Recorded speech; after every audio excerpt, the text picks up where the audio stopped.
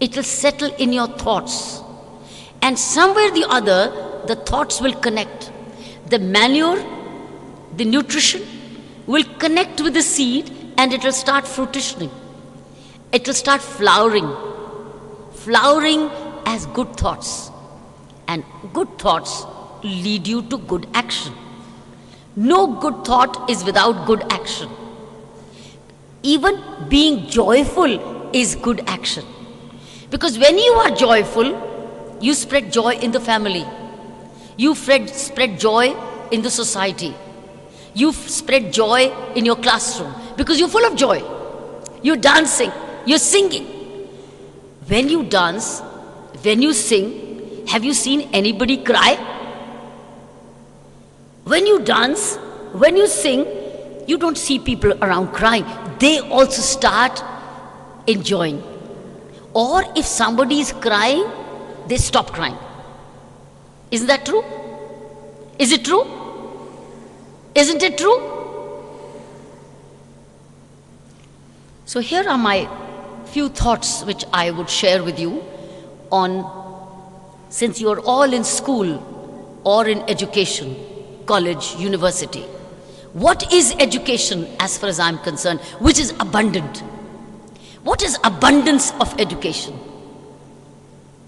Which I believed when I was growing up as a student. What did education mean to me? Education meant three things to me in three processes. One, education of my head. Education of my head. Education of my heart. Education of my hands. It was 3H education. The 3H. Education of my head, education of my heart, and education of my hands. What does education of my head mean? Education of my head means working on knowledge, working on my intelligence quotient, packing it with information, but trying to get higher, understand it for wisdom. Learning through experience. It was intelligence quotient, on which you and I are tested. We are always tested on our intelligence quotient. When you have an examination, you get according to your syllabus. Syllabus, which was like math, general knowledge, your mathematics, it's your intelligence quotient, the IQ.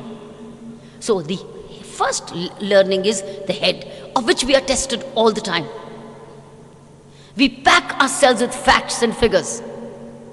We remember history and the dates. We remember science and its theorems. We clean up our mind on mathematics. It's all intelligence quotient. The second H is the education of your heart.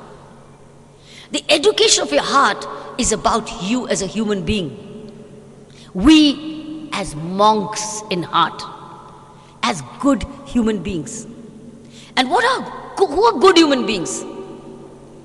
Who are good monks? Who are they? What have they got which makes them earn respect? They are honest. They are simple. They are polite. They are disciplined. They are punctual.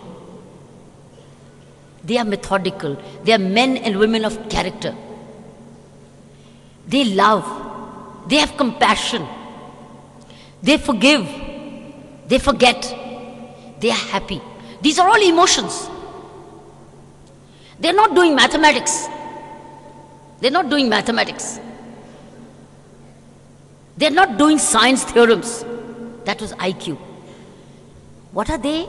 They're becoming good. They are emotions. Emotions of human value. Honesty is a very important human value. You call it value, I call it training of the heart. Because it's a heart which gets greedy.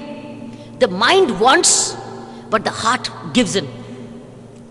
But if there's a clean emotion, heart will remain contented. It's the emotion. We normally link emotion with the heart, though it's all in the head. It's called the left and the right head. But we call it the heart. So the second H is heart. How do you develop that? You develop the first H by going to school and college, by studying your books. But how do you develop the second H, which is the heart? How? How do you develop it? By service, by prayer, by reading spiritual books, by coming to institutions like this, by community service, by feeling, by serving the downtrodden, by giving, by sacrifice, by being of value to your elders and to the poor, by sharing. This is education of the heart. So no education is complete without the education of the heart. And you know that we are not tested in the second H. We are only tested in the first H. We are never tested in the second H. There's no test for it.